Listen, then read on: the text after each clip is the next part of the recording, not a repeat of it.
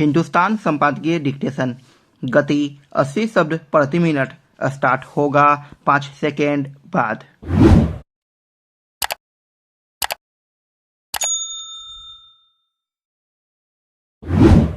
Start. भारतीय राजनीतिक ने फिर सिद्ध कर दिया कि यहाँ कुछ भी असंभव नहीं। अनेक विधायकों की उम्र बीत जाती है मुख्यमंत्री पद का इंतजार करते, पर राजस्थान में भारतीय जनता पार्टी ने पहली बार जीतकर विधानसभा पहुंचे भजनलाल शर्मा को मुख्यमंत्री बनाकर एक ऐसा संदेश दिया है जिसका असर पार्टी में निचले स्तर के कार्यकर्ताओं तक एक खुशखबरी की तरह पहुंचेगा। ऐसे फैसले कम होते हैं, पर जब होते हैं तब लोकतंत्र और उसकी जमीनी राजनीति के प्रति आम लोगों का भरोसा बढ़ता है।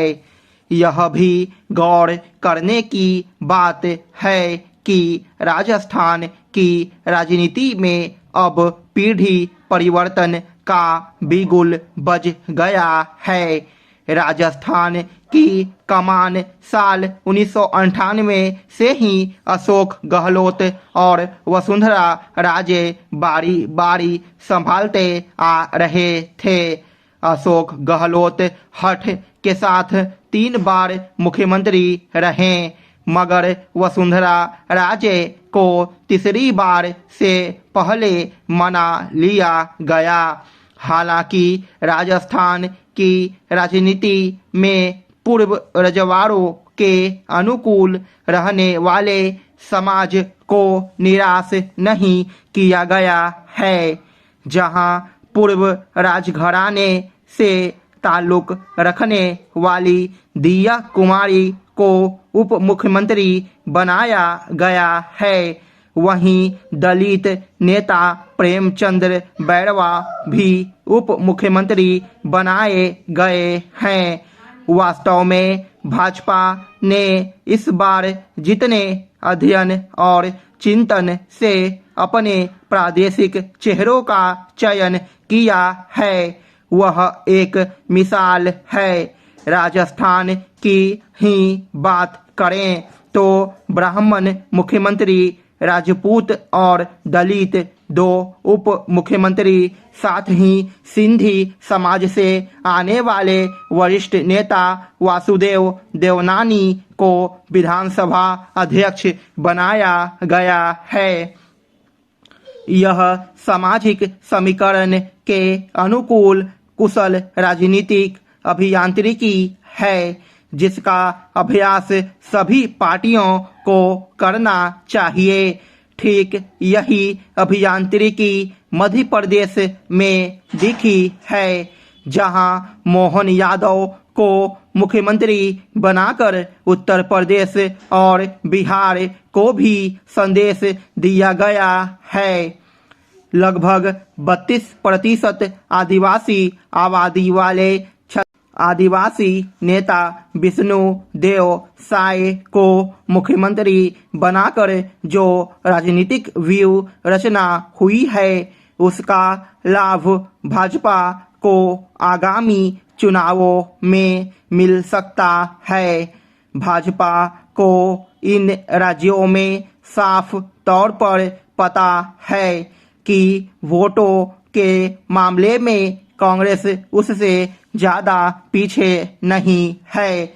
अतः वह इन तीनों राज्यों की सभी 65 लोकसभा सीटों को जीतने का लक्ष्य बनाकर चल रही है। कांग्रेस और उसके इंडिया ब्लॉक को चुनाव जीतने के लिए भाजपा की राजनीतिक अभियांत्रिकी का तोड़ खोजना होगा। विपक्ष हमेशा की तरह सत्ता पक्ष में दरार पर निगाह लगाएगा। अतः भाजपा के लिए भी जरूरी है कि वह नए नेताओं को बड़ी जिम्मेदारी देते हुए पुराने कद्दावर नेताओं में कमतरी का एहसास न पैदा होने दें। इसलिए कहा जाता है, राजनीति अंदर और बाहर से निरंतर सेवा खोजती है। छत्तीसगढ़ हो या मध्य प्रदेश या राजस्थान, तीनों ही जगह दिल्ली से गए भाजपा के पर्यवेक्षक नेताओं ने जो बेहतरीन काम किया है उसकी प्रशंसा होनी चाहिए। पर शासन, प्रशासन और आगे राजनीति तय करने के लिए ये कुशल नेता रायपुर, भोपाल, जयपुर में नहीं रहेंगे। शासन प्रशासन की जिम्मेदारी विष्णुदेव मोहन यादव और भजनलाल शर्मा को ही निभानी पड़ेगी। जैसी कवायद से ये तीनों मुख्यमंत्री बने हैं, वैसी ही कवायद के साथ उन्हें आगे भी बढ़ना चाहिए।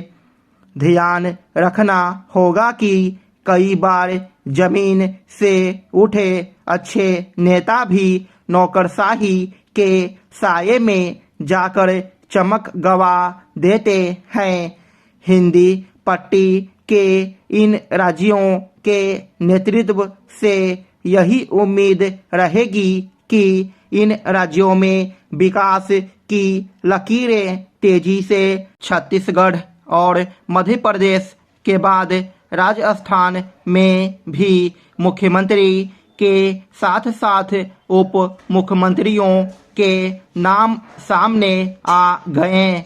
इन तीनों ही राज्यों में भाजपा ने ऐसे नेताओं को कमान सौंपी जो मुख्यमंत्री पद की दौड़ में मुश्किल से ही नजर आ रहे थे।